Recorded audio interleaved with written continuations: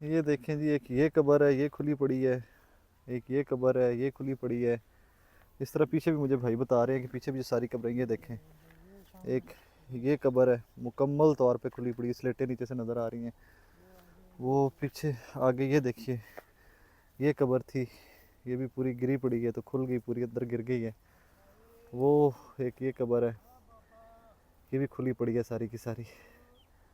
और ये हम आपकी मेरी आखिरत हम सबकी। ये देखें, ये कब्र है, ये भी सारी की सारी खुली पड़ी है। ये तो सारी कब्रें खुल गई हैं, इनको रिपेयर बंद शांत नहीं दोबारा करवाया? सर करवाया। अभी आपको मैं एक वीडियो दिखाता हूँ, ये बहुत ज़्यादा काम खराब था। हाँ, मैं के स्लैबे भी नज़र, स्टेपें नज़र आ रही हैं सारियों की जो सब पीछे कुछ ये मेरे पास वीडियो है अभी। ये तो कुछ भी नहीं है अभी, जो सारी लाइंस है ना, ये हाँ। जो लाइनिंग सारी ख़त्म हो गई, कपड़े ऐसे ऊपर में। आपको ये ईदी फाउंडेशन की डब्बे नज़र आ रहे होंगे, इनके अंदर मैयतें हैं। 3 ख़वातीन हैं और 4 मर्द हज़रात हैं। यहीं पे जनाजा होगा, मौलवी साहब पीछे आपको नज़र आ रहे होंगे। 3 ख़वातीन का अलग से जनाजा होगा और 4 मर्द हज़रात जो हैं उनका अलग से जनाजा होगा। और जनाजे के बाद कब्रें जो पहले मैं आपको दिखा चुका हूँ, और फिर वो इन्हीं में तदफीन होगी। मैं जो फैमिली से भी बात की भाई, आपको भी दिखाई मैंने आपको। लेकिन दैट इज़ द प्रोसेस के मैयतें आती हैं यहाँ पर पोस्टमार्टम हो के, सर्द खाने से जब यहाँ पर पहुँचती हैं लावारिस लाशें, उसके बाद यहीं पे जनाजा और उसके बाद यहीं पे तदफीन का अमल मुकम्मल किया जाता है। रहीम, अस्सलाम वालेकुम नाज़रीन, उम्मीद करता हूँ आप तमाम लोग खैरियत से होंगे। इस वीलॉग में एक बड़ी डिफरेंट और बड़ी सैड सी स्टोरी है मुझे मिली, और बड़ी लाहौर से बाई ट्रैवल करके मुझे स्पेशली यहाँ पे सगिना आना पड़ा। ये मेरे पीछे आपको कब्रिस्तान नज़र आ रहा होगा। ये कब्रिस्तान लावारिसों का कब्रिस्तान है, जिसका कोई वारिस नहीं है। यहाँ 298 300 के करीब लाशें हैं और वो दफनाई गई हैं। ये कहानी क्या है, मैं थोड़ा सा इसका बैकग्राउंड आपको बता दूँ, और ये कब्रिस्तान यहाँ कैसे बना। और आपको अफसोस होगा कि आप और मैं ज़िंदा होते कितने ज़ालिम होते हैं, और आखिर में आपकी और मेरी जगह ये है कि हमारी कब्रों के ऊपर वारिस भी कोई नहीं होगा। मैं आपको वो सारी स्टोरी बता देता हूँ। एक पीछे देखिए, इसी तरह मैं घुमा के मुझे दिखा दें राज। वो पीछे से आपको रोने की आवाज़ें आ रही होंगी। ये भी कोई लावारिस लाश थी जो यहाँ पर दफन हुई थी, और उसके वर्सा जो लावारिस लाश थी, उसके वर्सा ढूंढते ढूंढते कब्र पर आ पहुँचे। उनको पता चल गया कि हमारा भाई, हमारा भतीजा, बेटा जो भी था, वो यहाँ पर दफन हुआ हुआ है। अब मैं इस कब्रिस्तान की हिस्ट्री थोड़ी सी आपको बता दूँ। नाज़रीन, आप लाहौर में अक्सर आपने देखा होगा दाता साहब या बाकी जो इस तरह के एरियाज़ हैं, अब वहाँ पर जाते हैं तो आपको ड्रग एडिक्ट, नशेई, होमलेस, घरों में से दूर रहने वाले लोग, काफ़ी सारे जो घरों से भागे हुए होते हैं, घरों से निकाल दिए जाते हैं, लावारिस लोग बहुत सारे नज़र आते हैं। और फिर आपको अगला सवाल आपके जहन में ये आता होगा कि जनाब इनका बनता क्या होगा जब ये मर जाते हैं, बीमार हो जाते हैं, मर जाते हैं, तो इनका बनता क्या होगा। तो उसके बाद पहले वहाँ पे ईदी फाउंडेशन जो है उनको लाशों को उठाकर लाहौर के डिफरेंट कब्रिस्तानों में पुलिस की मदद से दफना दिया करते थे। लेकिन इवेंचुअली शहर खमोशा में भी पाबंदी लग गई कि जी लावारिस लाश यहाँ नहीं दफनाई जाएगी। मियानी साहब में भी पाबंदी लगा दी गई कि मियानी साहब के अंदर भी लावारिस लाश कोई नहीं दफनाई जाएगी।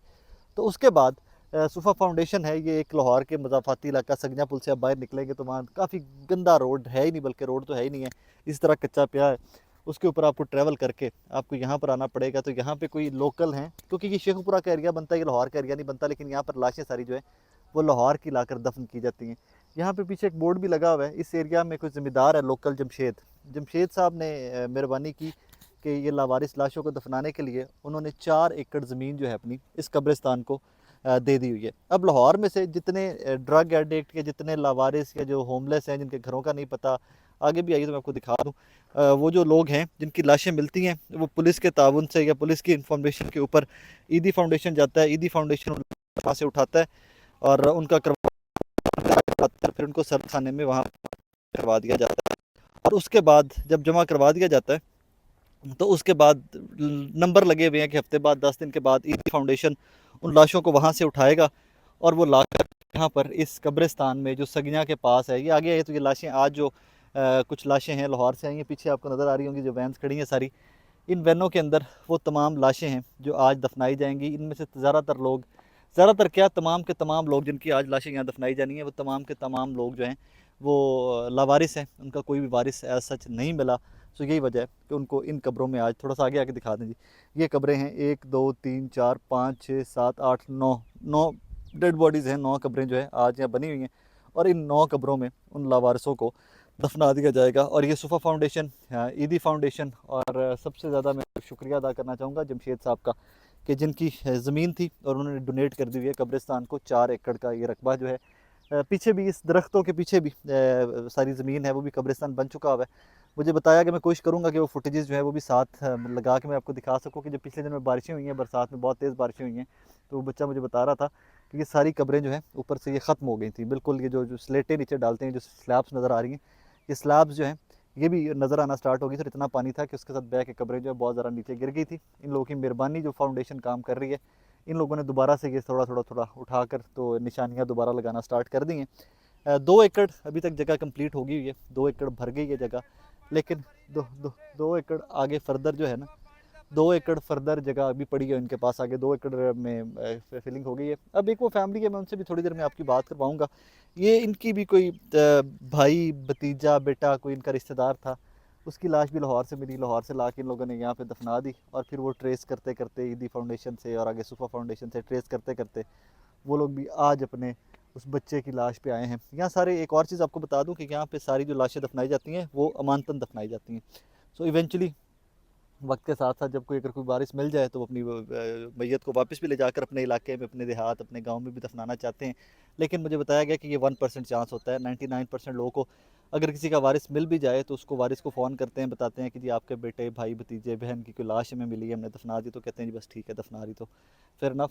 خیر that is how the race of human being is. ہم بڑی عجیب سی ایک ریس ہے, ایک بڑا عجیب سی مخلوق ہے اللہ پاک کی. بہرحال تھوڑا سا میں آگے چل کے آپ کو فردر بھی ڈیٹیلز دکھاتا ہوں اور مزید بھی بتاتے ہیں آپ کو اس قبرستان کے بارے میں, جو اس کے بارے میں لاوارثوں کا قبرستان ہی کہوں, بڑا مشکل جملہ ہے, بڑا دل کو توڑ دینے والا جملہ ہے. لیکن یہاں پر 300 وہ لوگ دفن ہیں جن کا دنیا میں کوئی وارث نہیں تھا, کہ جب پیدا ہوئے تو ان کے بھائی بھی ہوں گے, ان کے باپ بھی ہوں گے, ان کی مائیں بھی ہوں گی, ان کی بہنیں بھی ہوں گی, اور شاید ان میں سے مرنے سے پہلے ان اولادوں والے بھی کئی ہوں گے جن کی اولادیں بھی بہت ساری ہوں گی. لیکن جب مر گئے ہیں تو ان کے بعد ان کا کوئی والی وارث نہیں. صفا فاؤنڈیشن ہے, ایدی فاؤنڈیشن ہے, اور جمشید صاحب ہیں جن نے یہ زمین ڈونیٹ کی ہے, اور اوپر اللہ کی ذات وارث ہے ان کی. یہ جی اکثر آپ لوگ سوچتے ہوں گے جو لاوارث لاشیں ہیں لاہور سے ملتی ہیں, بڑے شہروں سے ملتی ہیں, وہ کہاں پہ جاتی ہیں. سو آج کے اس ویلاگ کے اندر میں آپ کو وہ سارا بتاؤں گا کہ لاوارث لاشیں جو ہیں وہ کہاں پہ جاتی ہیں, ان کا پروسیس کیا ہے.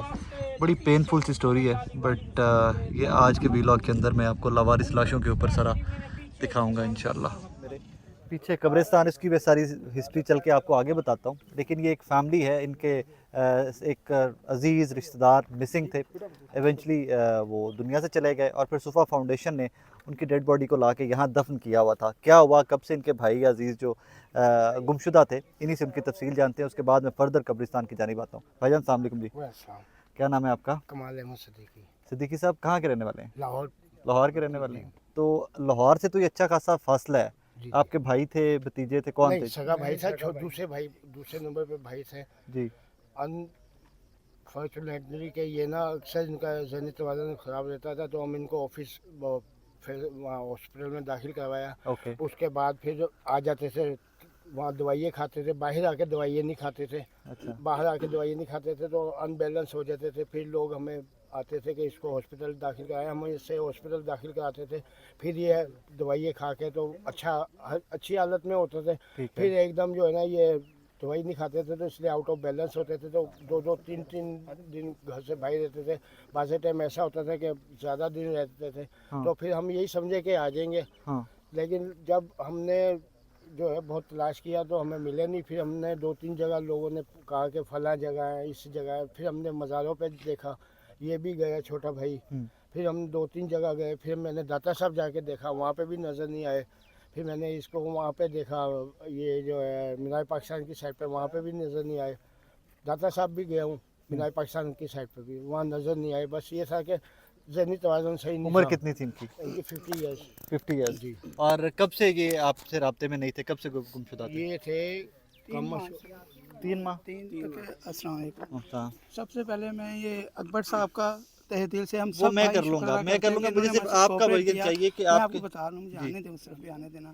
کہ آپ نے پوچھا تھا کہ ہمارا بھائی کب سے مسپلیس تھا. وہ 28 اپریل سے مسپلیس تھے. 28 اپریل رپورٹ کرائی کہ پولیس میں؟ ہم نے رپورٹ نہیں کروائی. بیسیکلی یہ پہلی دفعہ نہیں نکلے تھے گھر سے ٹھیک ہے. باہر, نارمل روٹین میں چلے جاتے تھے. اب نارمل تھے یہ, ہم نے ان کا کافی ٹریٹمنٹ کیا تھا. اچھا. والد صاحب کا روڈ ایکسیڈنٹ ہوا تھا اچھا. جین مندر پر. اچھا. تو وہ جب سے ان کی ڈیتھ پہ نا بہت سڈن ایک دم سے وہ شوق, وہ اس میں جب سے یہ ڈپریشن میں آ گئے تھے. جب سے اس طرح کے کاروبار یا جاب یا کچھ کرتے یہ تھے؟ الیکٹریشین کا کام کرتے تھے, تھوڑا گھر میں بھی اور باہر بھی کرتے تھے. الیکٹریشین کا کام